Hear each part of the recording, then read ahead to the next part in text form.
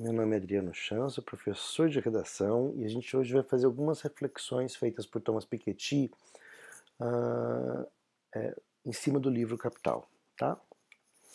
Então a gente vai começar com um rápido histórico da distribuição de renda, em que o Thomas Piketty traz para a gente uma alusão, uma referência ao ensaio sobre o princípio da população feito por Thomas Malthus. O Thomas Malthus alicerçou a sua tese de que as populações cresciam em progressão geométrica, enquanto os meios de riqueza, alimentos, dinheiro, cresciam em progressão aritmética, nos relatos do Arthur Young. Arthur Young foi um agrônomo inglês que viajou do norte ao sul da França. A França era, na época, o país mais populoso e ele conseguiu juntar alguns dados que foram fundamentais para a tese do Malthus. Ele percebeu, né, a partir dos registros em igreja, que eram como as certidões eram feitas na época, certidões de nascimento e de óbito, que eram, na verdade, certidões de batismo, né, e de encomendação de missa com corpo presente, que eram os registros que se dispunham na época, que em 1700 a França tinha 20 milhões, em 1780 ela tinha 30 milhões de habitantes. Esses eram os dados que eles tinham, né? O que acontece quando você tem um aumento tão grande populacional em apenas 80 anos? Porque em apenas 80 anos a gente pode ver aí um aumento de 50% da população, né? No caso da França. Acaba ocorrendo um dinamismo geográfico que afeta a estagnação de salários. Então, como tem mais gente, tem mais trabalhador, pela lei da oferta e da procura, o valor dos salários acaba caindo. E as terras que ficam escassas acabam ficando valorizadas de uma tal maneira que a gente começa a perceber uma inflação nos alimentos. É preciso atentar para o fato de que esse discurso todo ocorre dentro de um posicionamento pró-monárquico. Então, assim, era uma forma, inclusive, de justificar por que a situação econômica e política estavam daquela maneira na França. Por que os alimentos estavam caros? Por que os salários estavam baixos? Né? E a justificativa que se dava era a questão da dinâmica da população, do território. Né? Não se relacionava isso, então, portanto, com as políticas erradas, as políticas equivocadas que a monarquia estava adotando. Né? Mas o que acontece? A gente pode ver que esse relato ele é um relato que se baseia em apenas 80 anos, né? E eram os dados disponíveis na época. O Thomas Piketty ele vai chamar a atenção que esse quadro mudou. Hoje, na era da informatividade, a gente tem acesso a muita informação, né? Porque cada vez mais se tornaram comuns as práticas de registros, né? E aí ele faz a seguinte pergunta: será que a dinâmica da acumulação do capital tende a uma inevitável concentração de riqueza e poder na mão de poucos, como acreditava Marx? Hoje, 1% da população tem cerca de 80% de riqueza do mundo, né? Ou será que as forças equilibradoras do crescimento, da concorrência e do progresso tecnológico levariam a uma organização social harmoniosa, como pressupunha Simon Kuznets, né? O Simon Kuznets vai, como a gente vai ver já já, dizer que o capitalismo ele não pode apenas concentrar a renda, senão outras crises, como as crises de 29, podem voltar a acontecer. Né? Então a ideia do Karl Marx é que é da natureza do capitalismo o princípio da acumulação infinita. A concentração de renda é natural ao sistema capitalista. E ela nunca vai cessar. Ela nunca vai ter um poder regulador. É preciso fazer uma contextualização do Karl Marx. Primeiro, já que tinha acontecido a Revolução Agrícola, Ou seja, a gente já está usando agora, a gente está usando já os agrotóxicos, né? Já teve aí a, as novas técnicas de cultivo, né?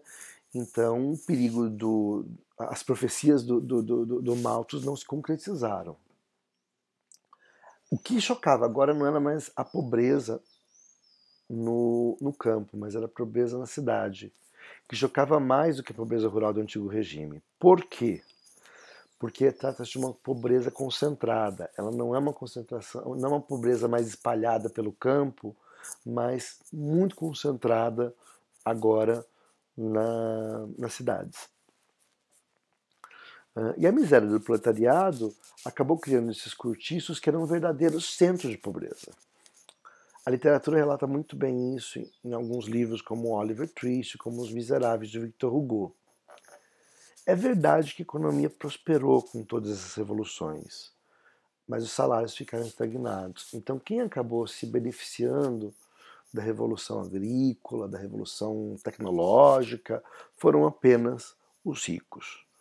E o Marx, ele acaba se opondo ao Adam Smith, que fala que o mercado tem uma mão invisível, né, que é a lei da procura e da oferta, né? E ao Jean-Baptiste Say, que também é um liberal, mas assim, dentro de uma linha mais francesa. Então, o princípio da acumulação infinita é que existe uma tendência inexorável do capital de se acumular e de se concentrar nas mãos de uma parcela cada vez mais restrita da população, né? Sem que haja limites naturais para esse processo. A profecia de Marx não se realizou, porque se a gente observar, a partir do último terço do século XIX, os salários começaram a aumentar. A melhora do poder de compra dos trabalhadores se disseminou. E isso foi necessário até para que continuasse existindo um mercado consumidor. Porque sem consumidor não existe circulação de capital. Sem circulação de capital, o capitalismo não existe.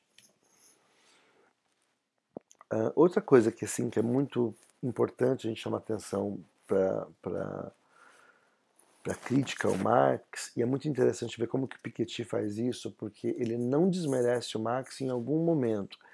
Ele apenas demonstra que a análise que o Marx conseguia fazer, ela era em cima dos dados que ele tinha, né? Agora, com uma diversidade maior de dados, né, de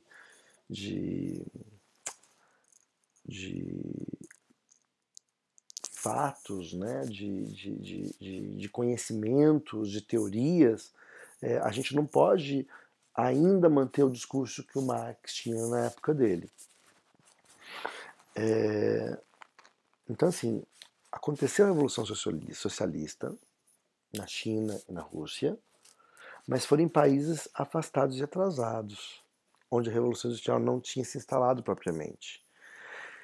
Então, o que acontece? A gente nunca chegou a ver um marxismo e as condições para que a teoria do Marx se manifestasse não estavam totalmente atendidas.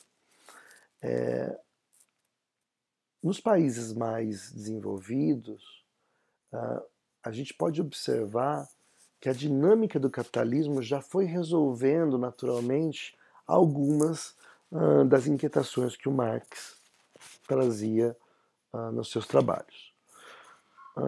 Diametralmente oposto, a gente está agora já nos Estados Unidos na década de 50, década de 60, logo depois da Segunda Guerra Mundial, a gente tem o Simon Kuznets, que é um economista americano, e ele dizia que o crescimento é uma maré alta que levanta todos. Então, quando havia crescimento, algum tipo de crescimento econômico, né, todas as classes subiriam, né? Então, a desigualdade, para ele, pode ser descrita por uma curva em forma de sino, porque existem certos momentos em que existe uma concentração, mas automaticamente o sistema capitalista vai criar certos recursos para redistribuir essa renda e não permitir que o poder de consumo caia de forma muito brusca. O Simon Kuznets vai se basear na realidade americana, que é uma realidade muito sui generis, e sempre comparando a renda pública com a renda privada. Ele vai trabalhar então com as fontes fiscais. E como a gente bem sabe, essas fontes têm defeitos, né?